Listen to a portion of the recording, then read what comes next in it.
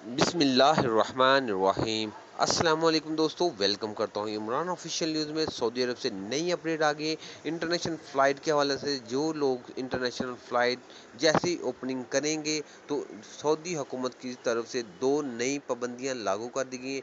जैसे ही उन लोगों ने बोला है कि हम हिफाजती तदाबीर के साथ इंटरनेशनल फ़्लाइट ओपनिंग करने लगे हैं, लेकिन ये 2 शराइत नई लागू होंगी हर आदमी पे, चाहे वो नए वीज़े वाला हो, विज़िट वीज़ा वाला हो, कोई भी होगा, हकामा होल्डर हो या दूसरा क्या उम्रा उम्रा वीज़ा वाला हो, इन सब पे ये पाबंदी लागू होगी। तो ये पाबंदियाँ 2 कौन-सी हैं, इस पे मुकम्मल आपसे बात करते हैं।